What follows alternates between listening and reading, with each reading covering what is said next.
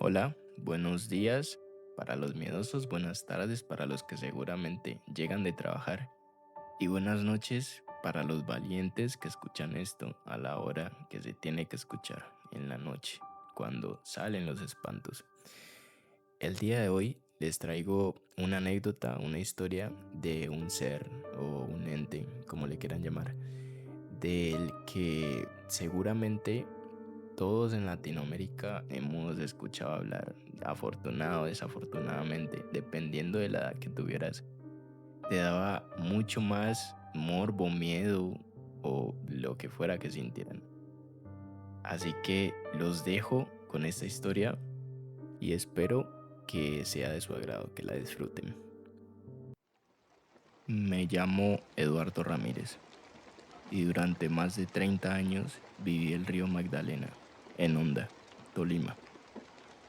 Hoy cuenta esta historia no para asustar, sino porque me marcó, porque aún con los años y con la vejez encima, cuando cierro los ojos todavía puedo escuchar aquel lamento que me partió el alma en dos. Desde los 15 años me dediqué a la pesca. Mi padre me enseñó a leer el río como quien aprende a leer las arrugas de la tierra. El color del agua me decía si traía bagres, el movimiento de los juncos me avisaba dónde estaban las mojarras y el olor del viento me contaba si se acercaba la lluvia. Las jornadas de pesca empezaban en la oscuridad. Uno se levanta a las 3 de la mañana, enrollaba la atarraya en el brazo y caminaba en silencio hacia el agua. La madrugada era fresca, la bruma cubría todo y en ese silencio uno se sentía que el río respiraba. Siempre, desde que tengo memoria, escuché historias de seres extraños.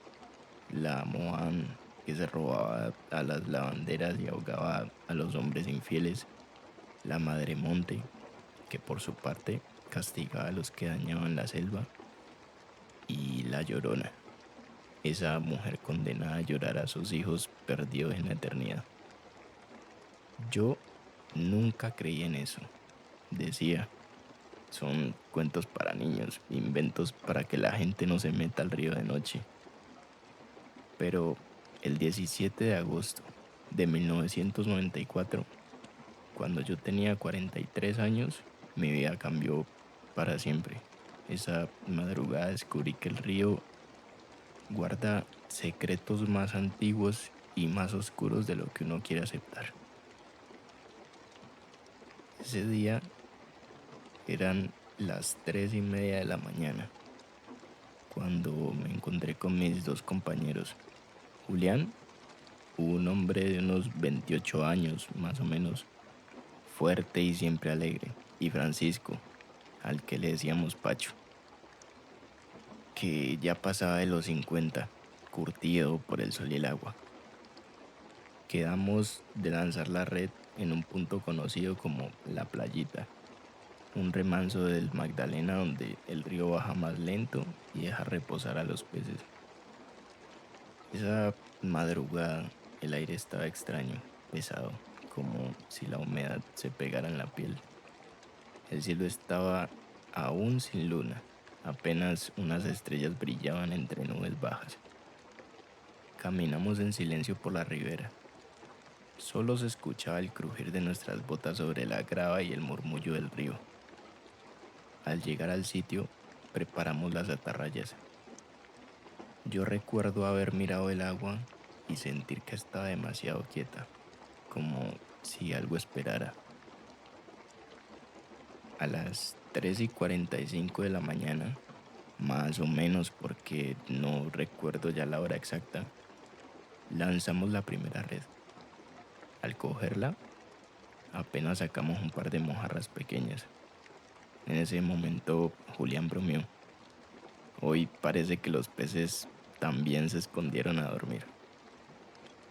Reímos un poco, pero en el fondo los tres sentimos que había algo raro. El aire estaba más frío de lo normal y hasta los grillos parecían haberse callado. Yo traté de concentrarme en la faena. Preparé el segundo lanzamiento y pensé que quizá eran ideas mías. que la madrugada estaba normal y que lo que sentía era puro cansancio. Pero entonces ocurrió algo que hasta hoy me eriza la piel. El silencio se hizo absoluto, ni con el canto de un pájaro, ni con el chapoteo de un pez, ni el rumor del agua, nada. Como si el mundo entero hubiera dejado de sonar por un instante. Y en medio de ese silencio escuchamos el primer lamento. Era un llanto de mujer, profundo, desgarrador, que venía desde río arriba. ¿Oyeron eso? Susurró Julián, con los ojos bien abiertos. Yo no respondí. El lamento volvió a sonar, pero esta vez más cerca. El sonido, ese sonido realmente se te metía en los huesos. No era un grito humano, no era un llanto normal. Tenía un eco extraño como si rebotaran las aguas y viniera de todas partes al mismo tiempo. Pacho, que siempre fue el más valiente, trató de hacerse el duro. Él dijo, eso es alguna mujer borracha, ya saben cómo se pone la gente por acá.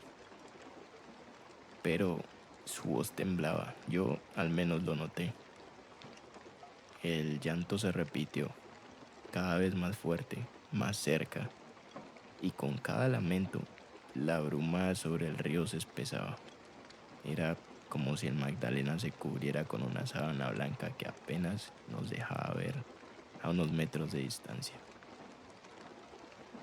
Aproximadamente 1 hora, 40 minutos después, como para las 4:05 y 10, el aire se volvió helado. Sentí un escalofrío recorriéndome la espalda y yo conocía esas madrugadas y jamás, jamás había sentido un frío así en plena ribera del Magdalena. Fue entonces cuando la vimos. A unos 10 metros, en medio de la bruma, aparece una silueta. Era una mujer vestida de blanco con el cabello negro y largo que caía hasta casi tocar el agua. Ya sé que esto parece cliché, pero es tal cual lo vivimos. No caminaba, parecía flotar sobre la corriente. Yo intenté hablar, pero la voz se me atoró en la garganta. Julián dio un paso atrás, tropezando con una piedra, y Pacho sacó la linterna de su morral. La encendió, pero en cuanto la luz intentó iluminar la figura, la batería murió. De la nada, simplemente la linterna se apagó, como si algo la hubiera drenado. La mujer levantó la cabeza y entonces comprendimos que aquello no era humano. Donde deberían estar sus ojos y su boca no había absolutamente nada, solo un vacío oscuro, un hueco profundo que parecía absorber toda la luz alrededor. El llanto de antes se transformó en un grito, un chillido agudo que hizo vibrar el aire. Sentí que el pecho se me apretaba como si el grito me arrancara el aliento. El viento sopló con fuerza de repente, levantando olas pequeñas en el río. La figura extendió los brazos y pareció señalar hacia nosotros. Yo quise correr, pero mis piernas no me respondían. Era como si el miedo me hubiera amarrado al suelo. De pronto, la figura se desvaneció en la bruma como si nunca hubiera estado ahí. El viento cesó y el silencio volvió a reinar. Entonces los tres salimos corriendo hacia la orilla sin decir una sola palabra. Al llegar al caserío ya estaba amaneciendo. Nadie nos creyó al principio. Decían que habíamos bebido, que eran visiones por el cansancio. Pero al poco rato comenzaron a llegar vecinos diciendo que también escucharon los lamentos a esa misma hora.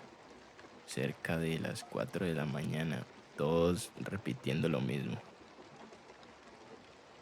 Con el tiempo Algunos ancianos nos confirmaron lo que temíamos.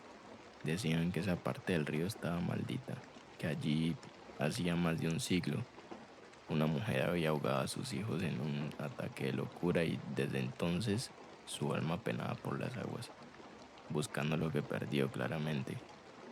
La llamaban La Llorona, la clásica historia que todos habrán escuchado alguna vez.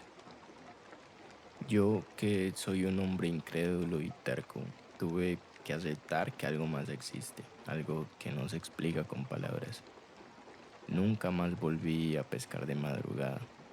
Solo salía cuando ya el sol iluminaba bien el río y el recuerdo de esa madrugada me acompañó hasta mis últimos días de faena. Y cada vez que alguien me pregunta por qué no pesco de noche, pues yo respondía lo mismo, porque simplemente yo la vi, yo la escuché y en sus gritos entendí que hay cosas que no nos pertenecen, que no debemos buscar en la oscuridad del río.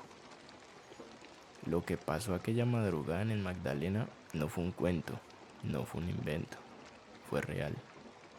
Y aunque muchos no me crean, yo sé lo que viví, yo sé lo que escuché, sé lo que vi.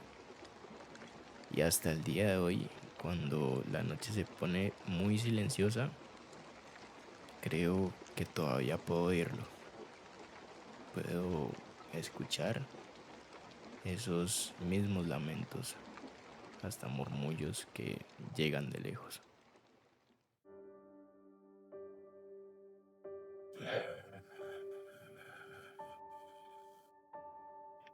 Otra vez yo por aquí me enorgullece anunciarles que ya somos 10 personas que estamos en el canal, ya somos 10 suscriptores y me gusta saber que ya hay 10 personas a las que les gusta realmente escucharme de fondo o como sea mientras hacen los quehaceres del hogar, mientras igual duermen, puede ser, que les gusta tener algo de fondo y entre todo lo que hay prefieren guardar un momento para escucharme a mí, escuchar lo que yo les traigo y muchísimas gracias por eso, que siempre por algo se empieza y aunque ahora somos pocos, nada quita que en un futuro seamos cientos o miles, quién sabe, pero de momento, muchas gracias por todo y buenas noches.